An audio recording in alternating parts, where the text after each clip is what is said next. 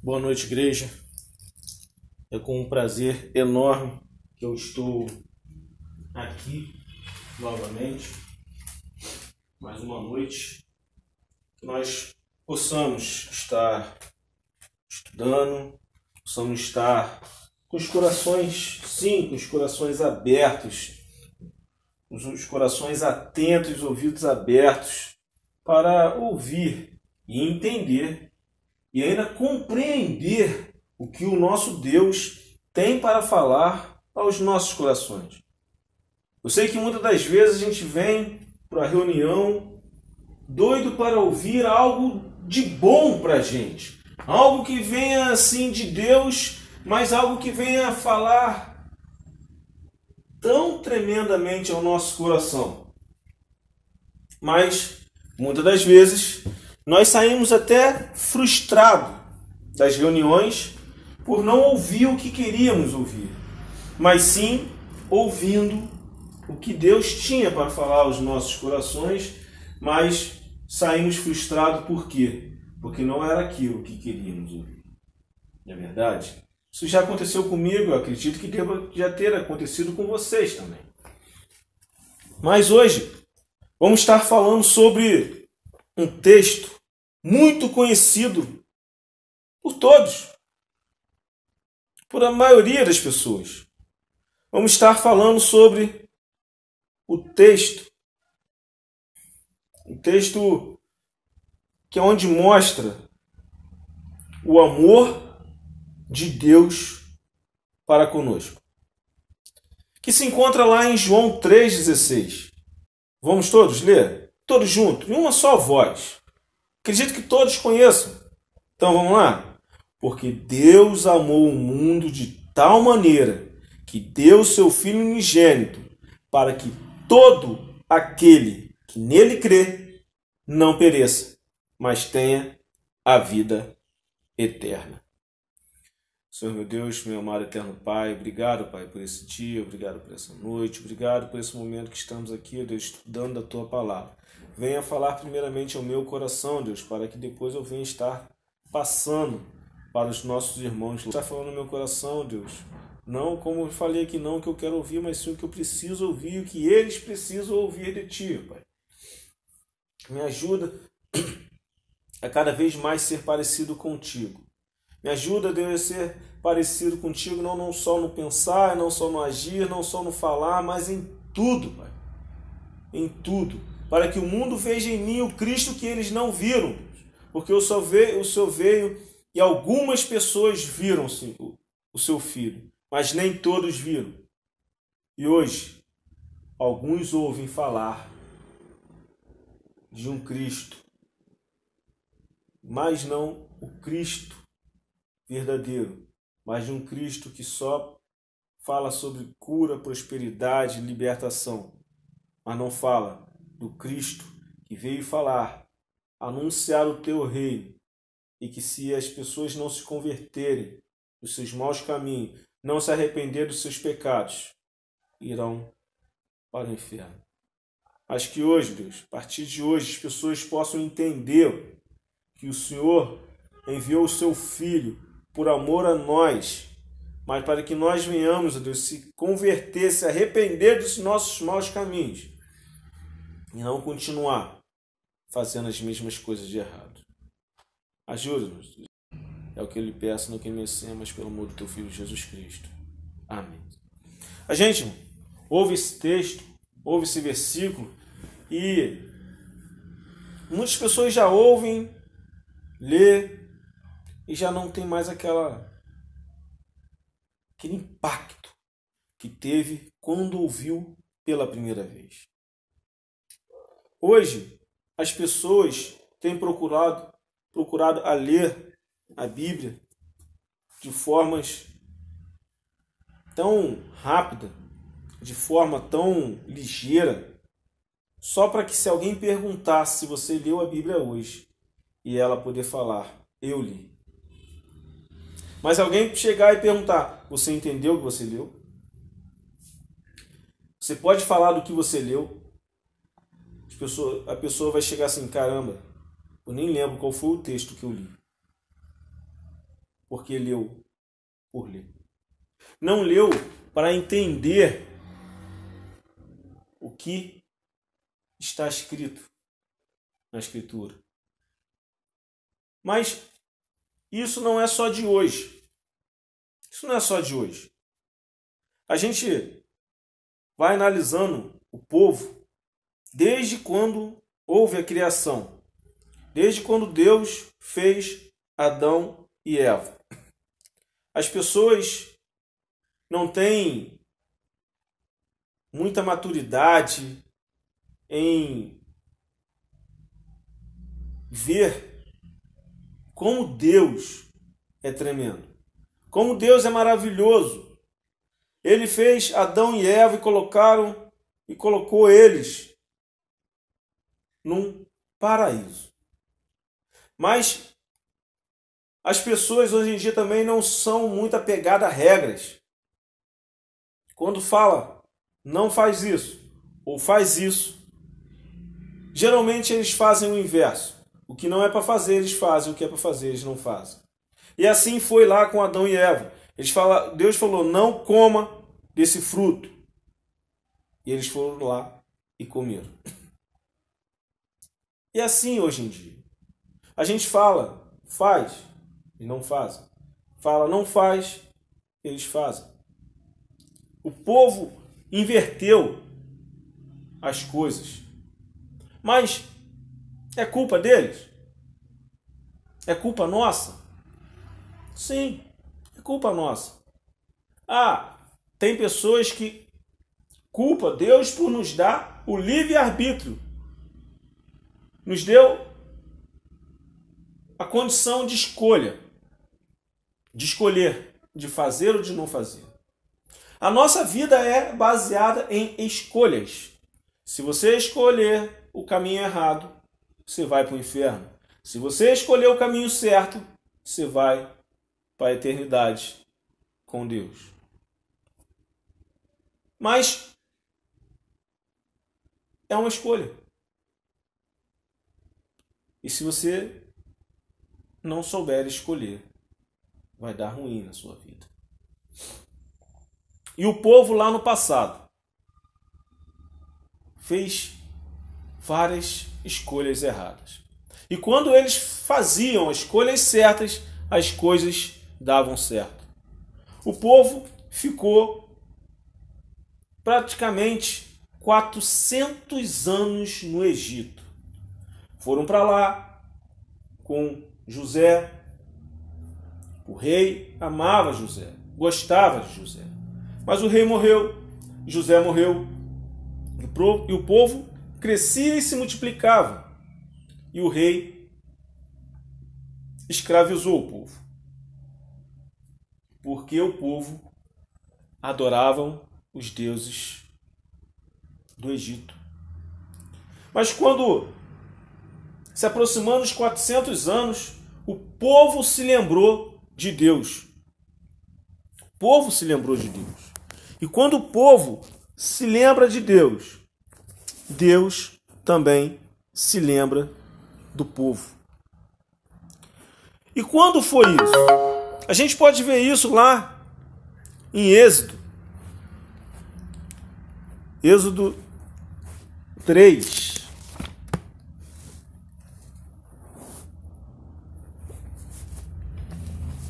Êxodo 3. Aqui. E agora, eis que o clamor dos filhos de Israel é vindo a mim, e também tenho visto a opressão com que os egípcios os oprimem. Mas, se a gente for um pouquinho mais à frente, a gente vai ver o que Deus fala a Moisés. Diz assim: e apacentava Moisés o rebanho de Jetro, seu sogro, sacerdote Midian, e levou o rebanho atrás do deserto e veio ao monte de Deus a Horebe. E apareceu-lhe o anjo do Senhor em chama de fogo do meio de uma sarça, e olhou, e eis que a sarça ardia no fogo, e a sarça não se consumia. E Moisés disse: agora me virarei para lá e verei esta grande visão, porque a sarça se não queima. E vendo o Senhor que se virava para lá a ver, bradou Deus a ele no meio da sarça e disse: Moisés, Moisés. E ele disse: eis-me aqui. E disse: não te chegues para cá, tira os teus sapatos de teus pés, porque o lugar em que tu estás é terra santa. Disse mais: eu sou o Deus de teu pai, o Deus de Abraão, o Deus de Isaque e o Deus de Jacó. E Moisés encobriu o seu rosto porque temeu olhar para Deus. E disse o Senhor: tenho visto atentamente a aflição do meu povo que está no Egito, e tenho ouvido o seu clamor por causa dos seus exatores, porque conheci as suas dores. Portanto, desci para livrá-lo da mão dos egípcios, e para fazê-lo subir daquela terra a uma terra boa e larga, e uma terra que mana leite e mel, ao lugar do cananeu, do Eteu, do Amorreu, e do Perizeu, e do Eveu, e do Jebuseu. E agora eis que o clamor dos filhos de Israel chegou a mim, e também tenho visto a opressão com que os egípcios os oprimem. Vem agora, pois, e eu te enviarei a Faraó, para que tires o meu povo, os filhos de Israel, do Egito. Deus enviou Moisés para livrar o seu povo da aflição que estava sofrendo no Egito. Porque o povo se lembrou. O povo se lembrou de Deus. Voltou-se para ele. Se arrependeu dos seus maus caminhos. Se arrependeu. E quando nós se arrependemos, fazemos o caminho de volta, a nossa vida é transformada. É diferente. E assim foi com o povo de Israel. Foi liberto pelas mãos de Deus através do seu servo Moisés. Deus fez maravilhas naquele lugar. E mesmo assim, lá na frente, o povo cai. O povo murmura, o povo cai, o povo depois se torna cativo da Babilônia pelos mesmos erros de idolatria. O povo é fraco. A carne é fraca. É assim que a palavra, é assim que nós falamos, que a carne é fraca. Mas o espírito que há em mim é forte. Então eu caio porque eu quero cair. E o povo caía porque se esquecia de Deus e caía porque queria cair. Queria fazer as coisas que os outros povos faziam. E hoje continua da mesma forma. O povo continua indo para o mundo. O povo cristão, os nossos jovens, as nossas crianças, os nossos idosos, os nossos adultos vão para o mundo porque querem fazer as mesmas coisas que o mundo faz. Porque o mundo passa muitas coisas bonitas, maravilhosas para a gente. Aos nossos olhos a gente olha e vê que coisa maravilhosa é o mundo. Mas quando chegamos lá, vemos que não é lindo, que não é bonito como aparentava ser. Não é. Não é. Mas continuamos lá. Não temos forças para voltar. Não temos força. E quando temos, não voltamos por causa do nosso orgulho. O nosso orgulho não deixa a gente voltar. Fazer o caminho de volta. Consertar todas as coisas que fizemos de errado. Porque achamos que não somos dignos. Que não podemos nos humilhar. Mas Jesus, quando ele veio nessa terra, ele nos mostrou que nós não podemos deixar nem perder a oportunidade de se humilhar, para sermos parecidos com ele, como ele foi humilde e se humilhou. Mas a humilhação maior não foi lá, sendo cuspido no seu rosto, sendo torturado, sofrendo os açoites. Não foi essa a maior humilhação. A maior humilhação dele foi quando ele se fez carne, como nós. A criatura se fazendo, o Criador se fazendo criatura. o Criador se tornando criatura. Esta foi a maior humilhação de Jesus. E Jesus veio para libertar esse povo, mas os seus o rejeitaram. Hoje, o povo continua cativo, o povo continua preso, mas preso ao pecado, preso à lama, preso a Satanás. Está cativo de Satanás. E o povo não consegue se libertar dessas correntes que os aprisionam ao pecado. Mas para que eles sejam libertos, precisam de nós. Que nós levamos, que nós venhamos a anunciar o reino de Deus. Anunciar o Cristo em mim, o Cristo em vós. Porque só assim eles entenderão.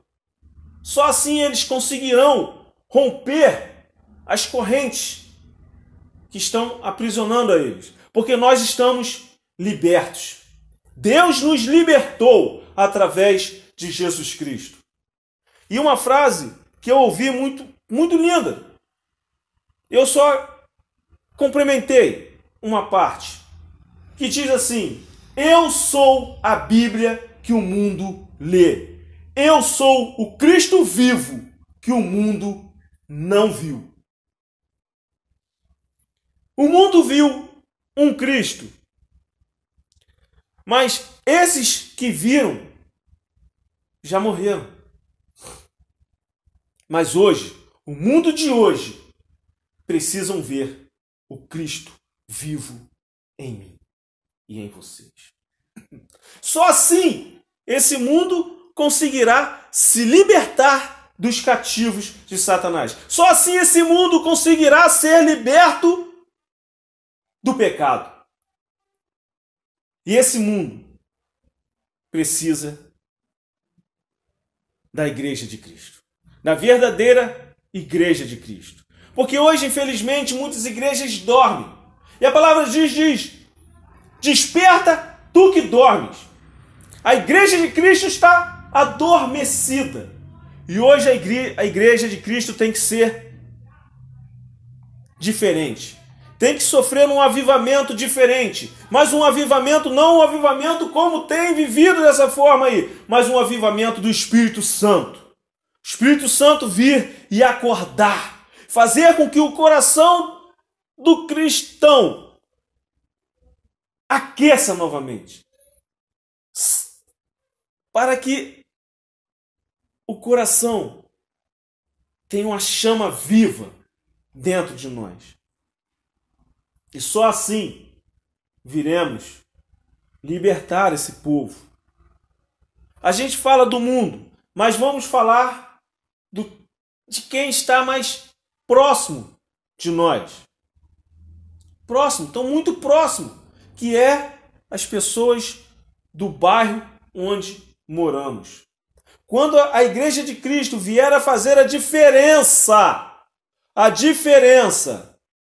no bairro aonde a igreja vive.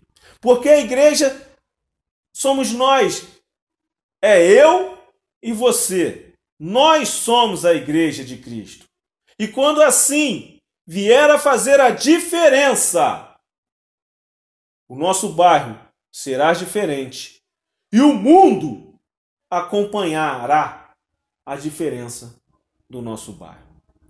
Porque a Igreja de Cristo estará fazendo a diferença. Mas para que venha fazer a diferença, nós devemos buscar a santificação. Porque Cristo, enquanto esteve nesse mundo, ele foi santo. E continua sendo santo à destra do Pai.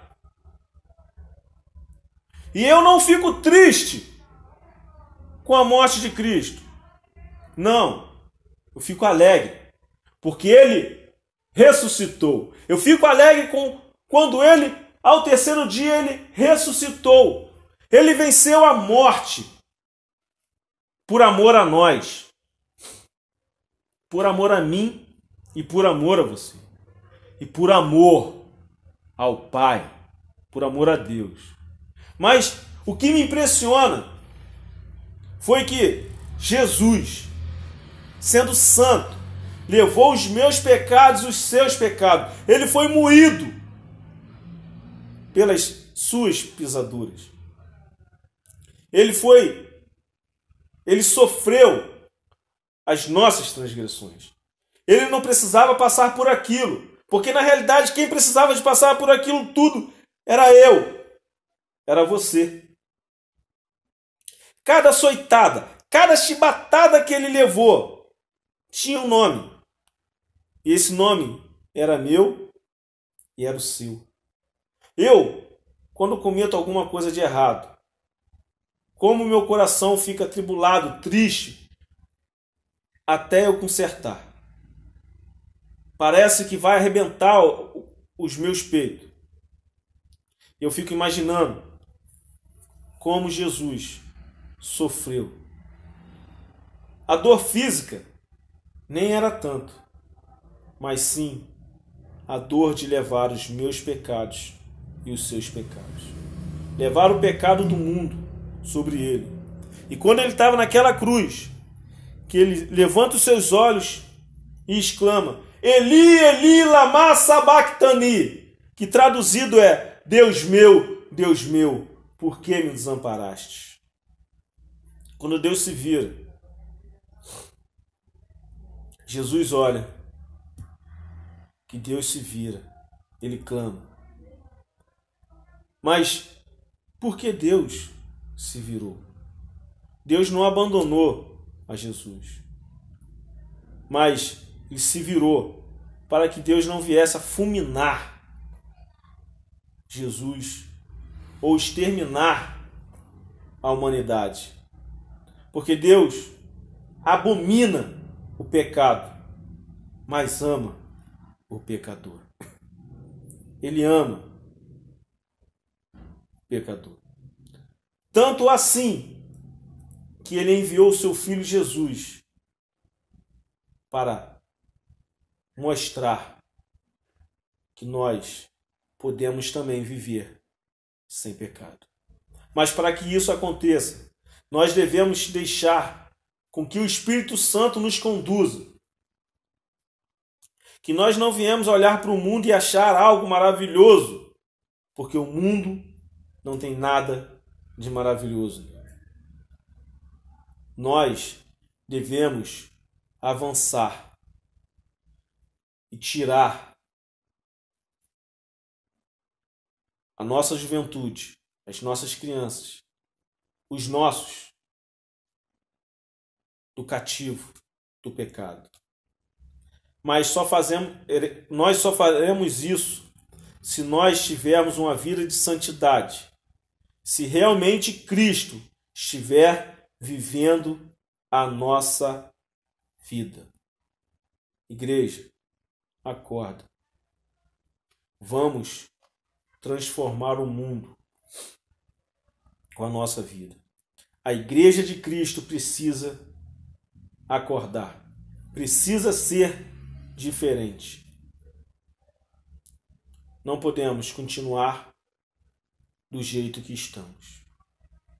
A igreja precisa acordar. O mundo tem que saber quem é a igreja de Cristo. Vamos orar? Senhor, muito obrigado. Obrigado por cada palavra que foi falada. Que nós, Deus, possamos acordar, a igreja de Cristo possa acordar e transformar esse mundo. Porque o Senhor, Deus, quer que todos se salvem. Mas, infelizmente, nem todos se salvarão. Eu lhe peço, Deus, que o Senhor desperte a igreja. Que a igreja venha se despertar para fazer o que o seu filho fez aqui. Anunciar o reino do Senhor. Anunciar o reino de Deus. E as pessoas venham ver o Cristo em nós. Cristo vivo em minha vida. Obrigado, Deus, por tudo. E é o que eu lhe peço, em nome do teu Filho Jesus Cristo. Amém. Deus abençoe cada um de vocês que estão assistindo esse vídeo. Deus possa estar falando ao coração de cada um de vocês. Que Deus abençoe todos, em nome de Jesus. Amém.